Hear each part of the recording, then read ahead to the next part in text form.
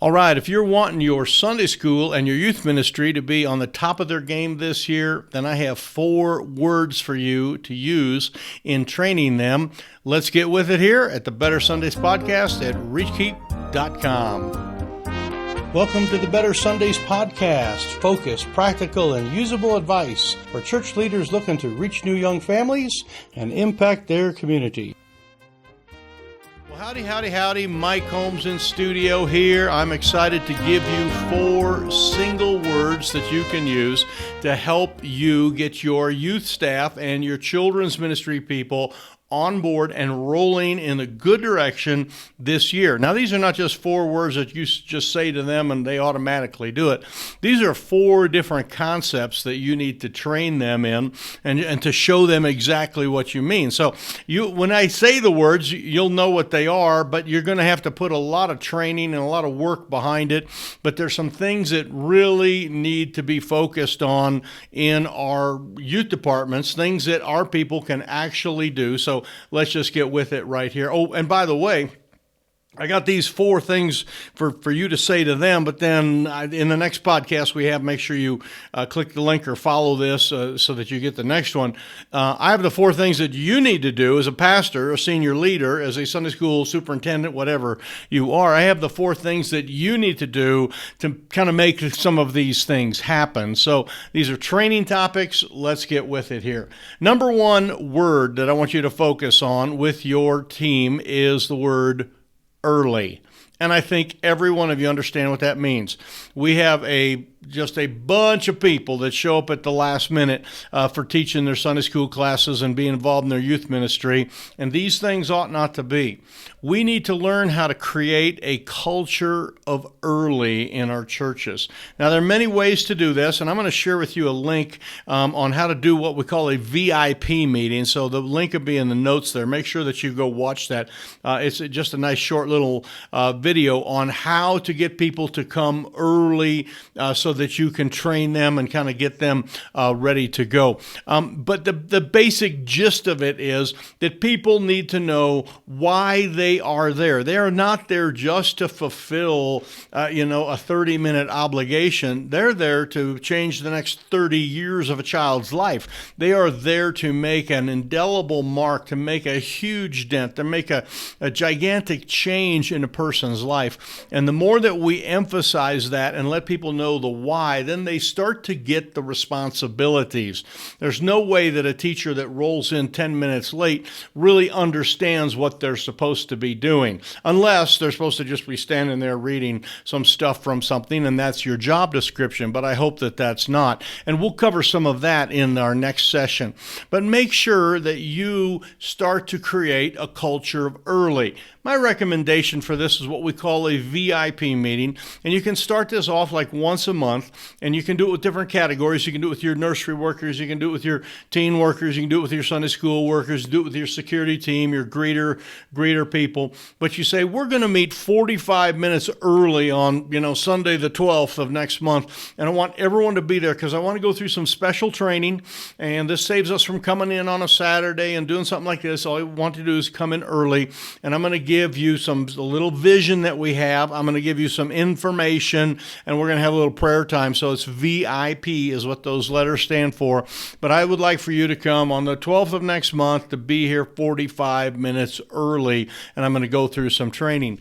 Then on that particular Sunday, you meet with them and give them the V, the I, and the P. You spend some time with them, but you start to create this culture of early where they come early, their classes are ready, everything's ready, and you talk about the importance of that. Again, watch the link of the video I have. So the first word that you need to do and train them, and again, this takes a while to do this, okay? You can't just walk up to them and say, I need you to be here early, okay? Those are just words. You need to have the why behind it. So it is, though, the word early. Make sure that you get that. The second word that's very important for Sunday school teachers, for especially kind of really the middle grades of Sunday school, not necessarily nursery, but up through, high school, is the word visit.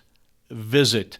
Visit is a very important thing in this day and age, and it's something that means that you are going to, as a teacher, you are going to have some type of personal contact with your student on a regular basis. Now, you can set the amount of visits that you want to have, if it's once a month or once a week or once a day, however you want to do that. Once a day would be a little over the top. But this is the idea of that we would personally connect with our students in one way or another. It could be a reminder. It could be, taking something they left. I always loved it when kids left their coat or left their Bible, because then you can just take it to their house. You get to meet their parents, go, hey, little Jimmy left his jacket here, and I knew you'd want that. And the parents are like, oh, thank you so much. They respect you suddenly, and suddenly you have a good conversation. So, but you take something to them. You can take photographs to the parents, which is a great thing, of the kids that have been taken in during different programs, and say, hey, we haven't published these, but I knew you would like a picture of this. Here's little Jimmy.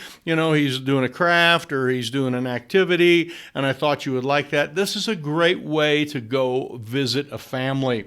There are many, many ways you can do it. In person, of course, is good. In this day and age, we have some new things. We can text them, and many children now and young people have phones and have devices that you can text, and if you have permission from the parents and have a relationship there, same thing, you can text them and kind of stay in touch with them.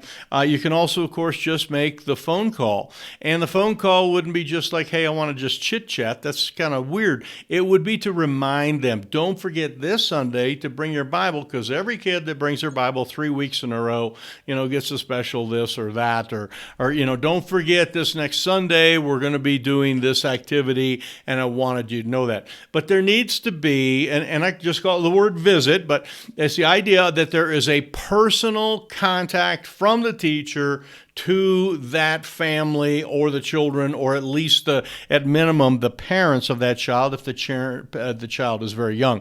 Personal visits are wonderful if you can get there. That's not always possible in this day and age. So your first word was early, and we want our teachers to be there early. The second word is visit, and we want our teachers to make some type of visit or contacts. The third word kind of falls into the visit word here, but it is the word parents. Parents. The idea is for all of us from really nursery all the way through high school that we would understand that the parents are a tremendously important part of the children's lives. Now, if you've been in any children's ministry for a while, you probably know that there are a fair amount of parents that are not very spiritual or not necessarily seemingly caring for their kids. But I can guarantee you just about that every parent I've ever run into wants their kids to be successful, wants their kids to develop character, wants their kids to, have a, prosperous type of life. And you can leverage on that because you and I are helping them, to grow and to become mature in their faith, which is going to help them to become basically a better citizen and a better thing all along from the parents' perspective. So this is the idea that you would connect with the parents. Now, there are many ways to do this. I just mentioned the visit one. That is very good if you can drop kids off after an activity, walk to the door with them. The kids are talking about something, very exciting time for you to kind of get to know the parents right there. If you can invite the parents to come to special events, I know churches that do like special parenting training events and some of that, but sometimes parents just want to come to see their kids, having fun. Like, hey, we're going to be doing youth activity down here, with all the middle school kids, and we're playing soccer. And I just want to let you know, we would love to have you come down and, stand on the sideline there and watch your kids, playing frisbee golf or playing soccer or doing something like that. We want parents to be involved. You can come. And whether those parents are actually involved in helping, that's a different thing. But just the idea that they would be involved there. You also can invite parents to be involved in Sunday school. Come watch as an observer. We do that all the time.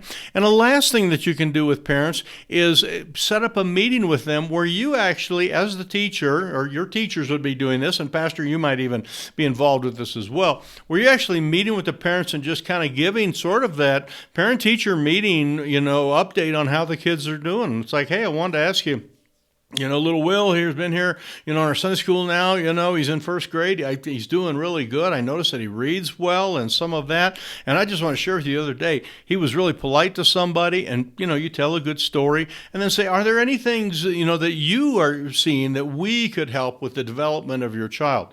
This goes a long ways with the parents. So make sure that you are respecting parents in some of those ways, as well as kind of the regular ways of if parents say, don't give my kid any peanuts, or chocolate or, sugar, make sure that you respect all those type of things and get kids home on time and, off on time and, the programmatic kind of things that you do. But respect the parents, and it will give you a longer term ministry than about anything else that you can do when you start to honor the parents, because they're going to really appreciate them. And in many cases, you're going to start to see their lives change. So the first one was the word early. The second one was the word visit. The third one is the word parents.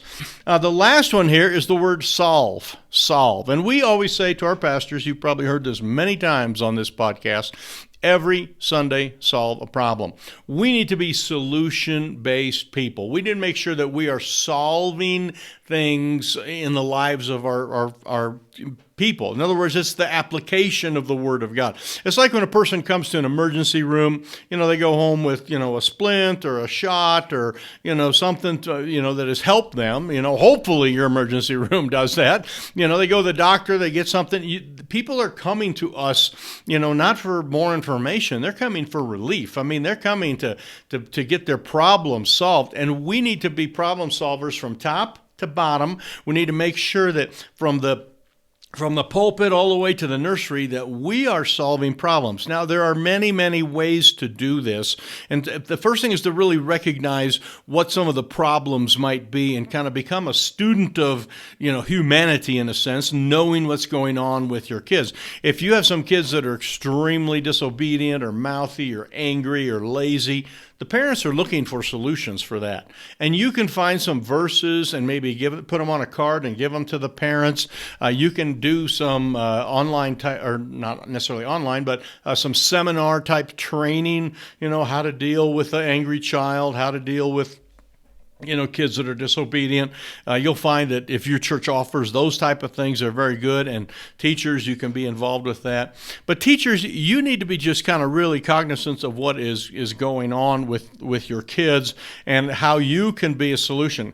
A lot of parents are really coming to church and wanting their kids to have a good role model. You can solve that problem. You can have some older teenagers maybe come and help with your second graders, and they become role models. And so then when the class is over, you have a really nice obedient junior in high school, and he is taking the child back to the parents and talking about what a good time it is, and the parents are going, whoa, that's what I want for my kid, man. Role model.